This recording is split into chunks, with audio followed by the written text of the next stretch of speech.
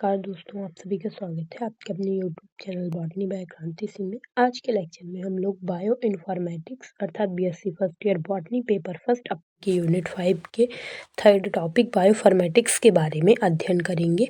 इसका पीडीएफ और नोट हमारे टेलीग्राम चैनल में अवेलेबल है, जिसकी लिंक डिस्क्रिप्शन बॉक्स में दे रखी है, आप जाकर के ज़रूर चेक करिएगा। और इससे पहले भी जो प्लांट टिश्यू कल्चर हो गया और डीएनए रिकॉम्बिनेंट टेक्निक्स हो गई, उसके बारे में पढ़ाया जा चुका है, जो कि हमारी प्लेलिस्ट में अवेलेबल है, जिसकी लिंक डिस्क्रिप्शन बॉक्स में दे रखी है, आप जाकर के ज़रूर चेक करिएगा। तो बायो इन्फॉर्मेटिक्स जैव सूचना विज्ञान होता क्या है? तो जैव सूचना विज्ञान जो होता है, यह विज्ञान की वह शाखा होता है जो जैविक डेटा को समझने के लिए तकनीकी और सॉफ्टवेयर जो उपकरण होते हैं उसको विकसित करती है। तो जो भी जैविक डेटा होता है जैसे डीएनए, आरएनए, इन सबको समझने के लिए जो तकनीकी होगी, सॉफ्टवेयर होगी, इन सबको विकसित करती है। कौन सी? जैव सूचना विज्ञान। इसमें कंप्यूटर विज्ञान, सांख्यिकी, गणित, इंजीनियरिंग का उपयोग करके जैविक डेटा का विश्लेषण एवं व्याख्यान किया जाता है। इसमें किसका किसका यूज़ किया?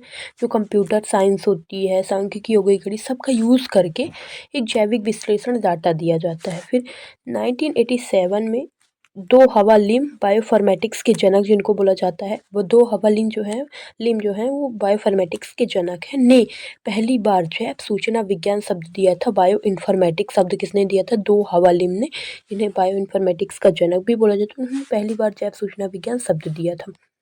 फिर 1991 में टॉमस स्मिथ ने इस शब्द का पहली बार उपयोग किया था। तो इस शब्द का उपयोग सबसे पहले किसने किया था? तो 1991 में टॉमस स्मिथ ने इस शब्द का पहली बार उपयोग किया जाता। फिर जैव सूचना विज्ञान के 3 प्रमुख विषय कौन कौन से हैं?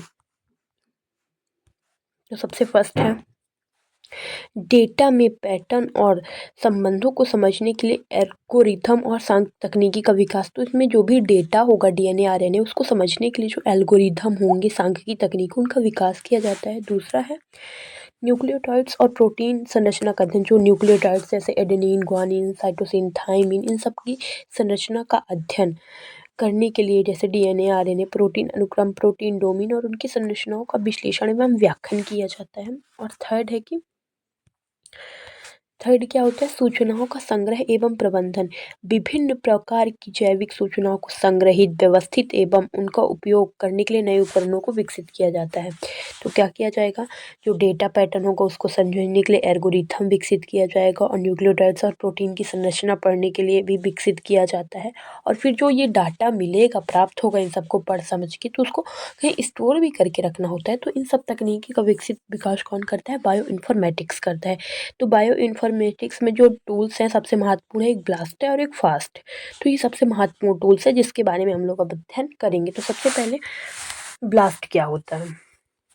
ब्लास्ट तो basic local alignment search tool. इसका ब्लास्ट का जो फुल फॉर्म होता है वो होता है basic local alignment search tool. ये बहुत इंपॉर्टेंट है, इसको जरूर याद रखिएगा। ब्लास्ट का फुल फॉर्म क्या होता है? Basic local alignment search tool. तो परिचय क्या होता है? तो ब्लास्ट जो होता है ये जैव विज्ञान सूचना का एक सबसे महत्वपूर्ण उपकरण होता है। ये blast basic local alignment search tool होता है, वो बायो इन्फॉर्मेटिक्स का सबसे महत्वपूर्ण उपकरण होता है। इसका उपयोग डीएनए, आरएनए और प्रोटीन अनुक्रमों को तुलना करने के लिए किया जाता है। जैसे डीएनए आप लोगों ने पाया, फिर आरएनए पाया, जब इनमें तुलना की जाती है, इनको देखा जाता है क्या इसमें कॉमन है, क्या इसमें अलग है, तो इसके लिए इसका यूज़ किया जाता है।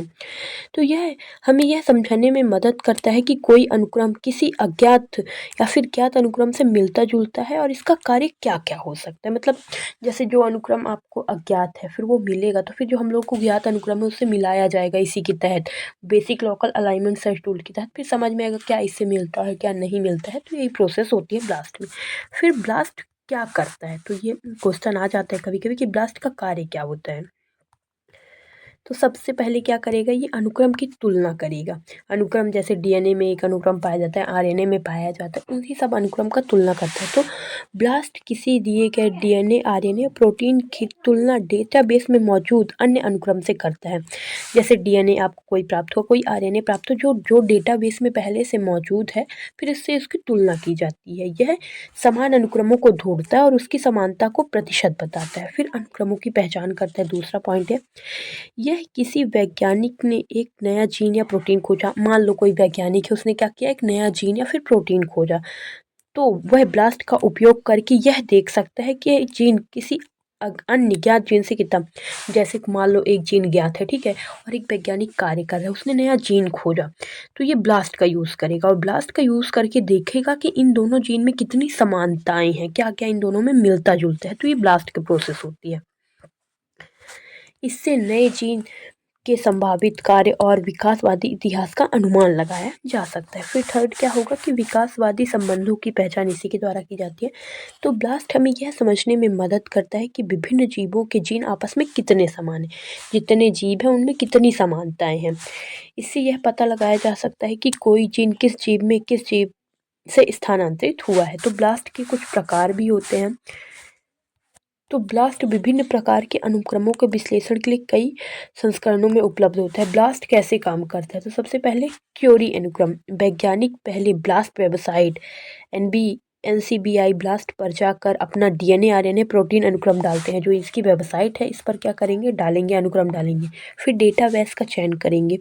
यह तय किया जाता है कि किस डेटाबेस से तुलना करनी है, जैसे कि जीन बैंक हो गया, स्विस प्रोट हो गया, PDB आदि से इसकी तुलना की जाती है। फिर थर्ड प्रोसेस क्या होगा इसमें, ब्लास्ट एल्गोरिदम अनुक्रम की तुलना करना।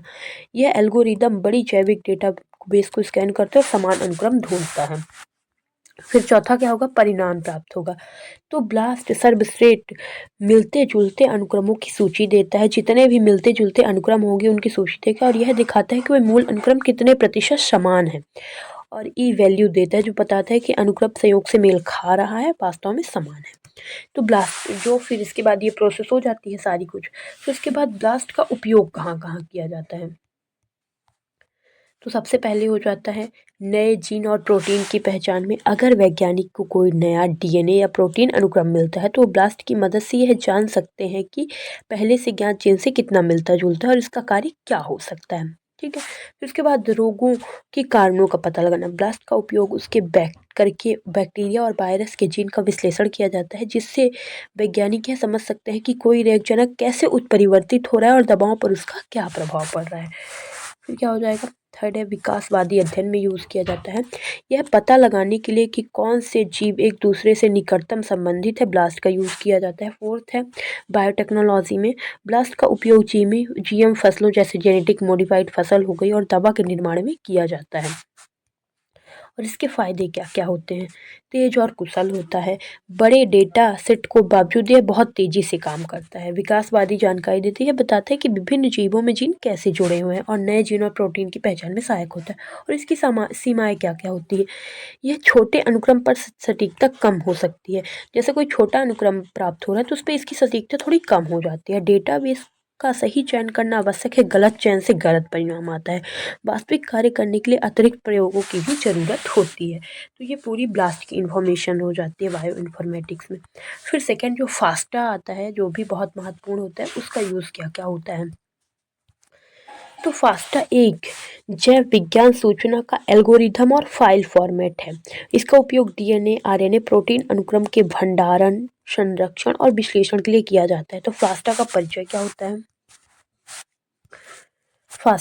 फास्टा मूल रूप से fast alignment search tool for amino acid और न्यूक्लियोटाइड सीक्वेंस का संक्षिप्त रूप है। तो इसे 1985 में डेविड J. लिपमैन और विलियम R. पियर्सन ने विकसित किया था। किसने किसने, डेविड J. लिपमैन और विलियम R. पियर्सन ने विकसित किया था। कब विकसित किया था, 1985 में। तो फास्टा जो होता है उसका मुख्य कार्य जैविक अनुक्रमों को खोजने और करने से कैसे होते हैं। तो ये फास्टा के प्रमुख दो एल्गोरिदम होते हैं। सबसे पहले फास्टा एल्गोरिदम अनुक्रमों को तेजी से संरेखित करके समान अनुक्रमों की खोज करता है। वो तेजी से अनुक्रमों को देखेगा फास्टा, और जो समान अनुक्रम होंगे उनको क्या करेगा, खोज कर देता है। फिर फास्टा फाइल प्रारूप जैविक अनुक्रमों को संग्रहित करने के लिए स्टोर करता है। ये सारे अनुक्रमों को जो फाइल प्रारूप होता है उसको स्टोर करने का कार्य करता है। तो सबसे फर्स्ट जो फास्टा एल्गोरिदम है वो कैसे कार्य करता है। तो फास्टा एल्गोरिदम DNA RNA और प्रोटीन अनुक्रम को डेटाबेस में खोजने के लिए चरणबद्ध रूप से कार्य करता है। जो DNA और RNA प्रोटीन में अनुक्रम होगा उसको खोजने के लिए चरणबद्ध रूप में कार्य करता है। सबसे पहले फास्टा एल्गोरिदम के चरण, तो के टेप्यूल पद्धति का उपयोग, अनुक्रमों को छोटे टुकड़ों में विभाजित किया जाता है। यह तकनीकी गति बढ़ाने के लिए उपयोग की जाती है। फिर संभावित समान अनुक्रम, डेटाबेस में मौजूद अनुक्रमों की तुलना क्वेरी अनुक्रम से की जाती है। फिर सबसे अधिक मेल खाने वाले अनुक्रमों को प्राथमिकता दी जाती है। फिर अलाइनमेंट, स्मिथ वाटरमैन एल्गोरिथम का उपयोग करके अनुक्रमों को स्थानीय संरेखण किया जाता है। उसके बाद स्कोरिंग मैट्रिक्स का उपयोग करके समानता का प्रतिशत निकाला जाता है। फिर चौथा है उच्च स्कोर वाले अनुक्रमों को दिखाना। अंत में सबसे समान अनुक्रमों की सूची और उनके स्कोर को दिखाया जाता है। फिर फास्टा का यूज़ कहाँ कहाँ होता है, तो अनुक्रम के विश्लेषण में वैज्ञानिक डीएनए आरएनए प्रोटीन के अनुक्रमों की समानता खोजने के लिए फास्टा का यूज़ करते हैं।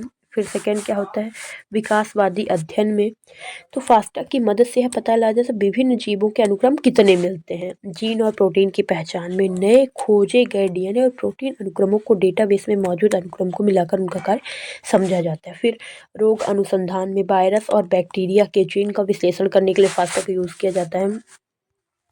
दवा निर्माण में, तो बायोफॉर्मेटिक्स और बायोटेक्नोलॉजी में फास्टा का उपयोग करके दवाओं के प्रभाव को समझा जाता है। फिर उसके बाद आ जाती है कि ये फास्टा की जो सीमाएं और फ़ायदे क्या क्या होते हैं, तो फ़ायदे क्या क्या होते हैं फास्टा के, तो ये सरल और उपयोग में आसान होता है। फास्टा एक फाइल प्रारूप सरल होता है, सटीक, ब्लास्ट की तुलना में शुद्धता होती है और छोटे अनुक्रमों के लिए प्रभावी, जैसे कि हम लोगों ने ब्लास्ट में पढ़ा था कि छोटे अनुक्रमों के लिए प्रभावी नहीं होता है, पर ये छोटे अनुक्रमों के लिए प्रभावी होता है। और विभिन्न डेटाबेस की खोज की सुविधा, फास्टा को कई डेटाबेस से जोड़ा जा सकता है। फिर इसकी सीमाएं क्या होती है, ब्लास्ट से धीमा होता है, अनुक्रमों की खोज में इसमें अधिक समय लगता है, ब्लास्ट में कम समय लगता है। बड़े डेटाबेस के लिए कम, बहुत बड़े डेटाबेस के लिए ब्लास्ट तेजी से कार्य नहीं करता है। अनुक्रमों की केवल अनुक्रम की समानता देखते लेकिन उसके कार्य का विश्लेषण नहीं करता है ये फास्टा। तो ये जो बायो इन्फॉर्मेटिक्स है वो कंप्लीट हो चुका है। बस आप लोग इसका एक बार पीडीएफ पढ़ लेंगे तो आप लोग को आसानी से समझ में आ जाएगी। इस पर कुछ ऐसा मोस्टली समझाने वाला चीज़ नहीं था, बस एक बार पढ़ो और इसको याद कर लो तो समझ में आ जाएगा आप लोगों को। थोड़ा बहुत पढ़ लीजिएगा, मोस्टली आप लोगों ने जो जो चीज़ें आप लोगों के आने वाली है वो आप लोग पढ़ चुके हैं। ये भी थोड़ा बहुत आ सकता है, तो भी पढ़ लीजिएगा। Thank you for watching. अगर वीडियो पसंद है तो वीडियो को लाइक करें, चैनल को सब्सक्राइब करें। थैंक यू, प्लीज़ लाइक से सब्सक्राइब।